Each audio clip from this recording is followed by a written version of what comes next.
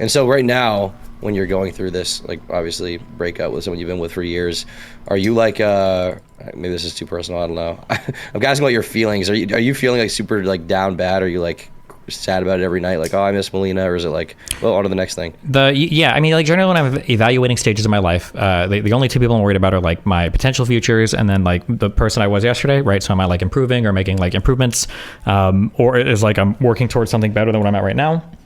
I think that relationship had capped out for a variety of reasons because of my partner. I think that my next partner, if I find another one, would be way better. And I think me being single and just having like friends that I made is also better. So I feel like every world available to me in the future is better than the worlds that were available to me while I was with my last partner. So I think I'm in a better spot right now, but maybe I'll change my So mind. you're not like emotionally, I guess, just like. No, not yet, but maybe it'll hit me later. But I had a friend here for like 2 weeks to hang out with. Like she was super cool. I'm just streaming. Now I've got more people that are in and out of town. Like, yeah, I can always like hang out with people and do stuff. Like, it's not like I'm sitting here like staring at the ceiling alone for 10 hours while I'm, contemplating my loneliness. Like, there's always stuff I can work on, friends I can hang out with doing. It's good to stay busy. The only advice I can really give people when they email me asking, they're like, oh, I'm depressed, I'm sad, what do I do? And I don't have a ton of good advice, but the one thing I can say is that I've never gotten much out of like just thinking about my feelings. Like, I'm not saying you shouldn't acknowledge it, like red pill stuff, push it deep down, like Sneeko says, but I've just never gotten much out of just like sitting, pondering on it. It's just like, you just got to move on to the next thing. On to the next chapter is all you can really do. Yeah. I feel like in regards to that, I feel like one is like time is a huge fact. Time away from the person is the only way to heal. So when you've got people that are like obsessed with over an ex-partner for years and years, unfortunately, I think the issue is that they haven't had time away from that partner. They're still stalking the social media every day. They're like trying to still be friends. They might call them. They stalk in other ways. Like that type of will destroy you. Like you've got to put that person away completely in your life.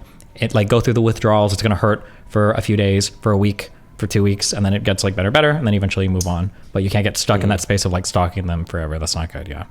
No. Well, one of the biggest things also that's in my relationships has been an issue has been that I don't get a ton from like talking about problems that I have like mentally or something. Like not that I won't talk about it because I think it's important to communicate, but I don't get a lot from like talking endlessly late up, staying up late at night talking about problems.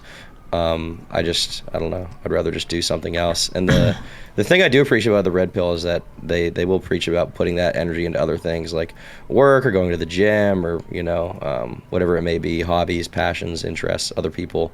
I feel like sitting around talking about your problems endlessly is kind of a very dark cycle to be in. And I have my own thoughts about this outside of this as well. But for me personally, I've just never gotten a lot out of just like, all right, let's talk for 4 hours about how we feel.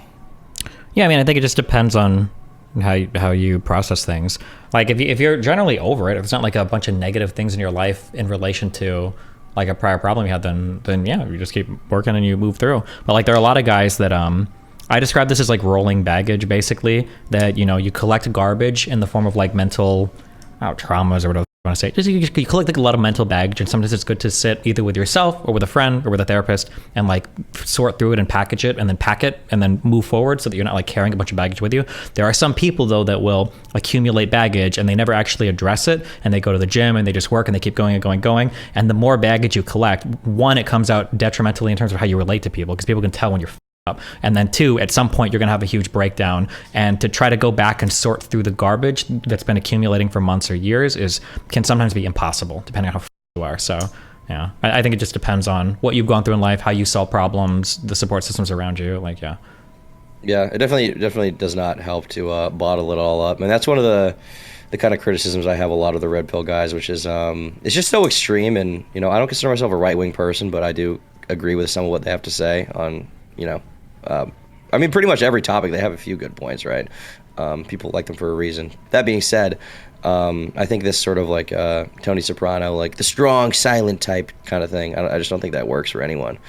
And I'm curious how that's going to be emotionally affecting people like Sneeko, who I feel like I talk about him a lot on your stream. I see him as like a very sensitive sort of I don't want to say beta male, but just like a sensitive like artiste type guy, not this like alpha male, like strong, silent kind of guy. And so it's weird for me to see him parrot these opinions about like how you should be as a man when to me, he's just like, he's probably a soft guy on the inside. He likes to talk about his feelings. Maybe, yeah, and there's nothing wrong with that. Like, and I always feel like the interpretations are always so broken. Like, if people see like a strong stoic figure that's not bothered by stuff, like in my mind, that's a person that receives like mental trauma and can sort through it and process it very quickly and efficiently and then keep moving. It's not somebody that doesn't ever feel it. That's like nobody's like that. That's impossible.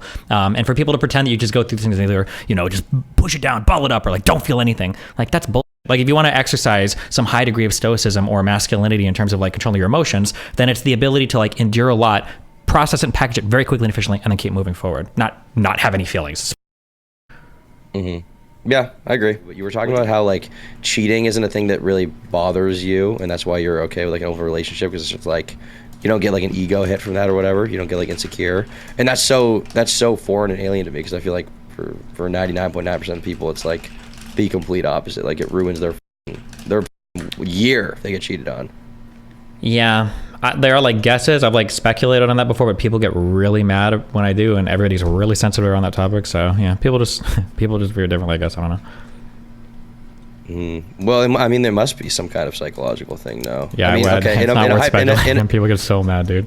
Okay, in a hypothetical Minecraft world, is there any way you could posit what perhaps a fictional Steven could have? Like why somebody be upset about it? Why you're not upset? Why? I mean, like, hey, warning, these are honeypot threads. I'll just ban all of you guys on my subreddit when you get triggered because you don't even engage with what I say.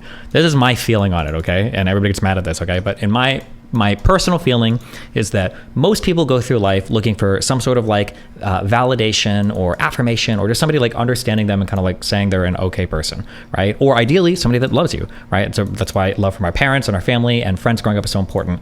And arguably, once you hit a certain stage in life, love from a significant other is one of the most defining like cornerstones of who you are as like a loved and accepted person, right? You have somebody that says they love you, they accept you, they're willing to share their body with you, they're willing to share special moments with you, they make themselves available to you in ways that nobody ever has. That's an incredibly important, I think, thing or centerpiece for a lot of people's like psychological stability. When that person cheats on you, you're removing one of the, like, for a lot of people, one of the largest sources of validation for this person. It's gone. And to have that person like kind of to not have their validation anymore, or to see them give it to somebody else or choose somebody over you, is like the most destructive feeling in the world. My guess is going to be, and I don't know, that like the more you rely on that other party for like more bedrock validation, and the more you're missing on your own, the more like completely catastrophic it is to have that thing happen to you.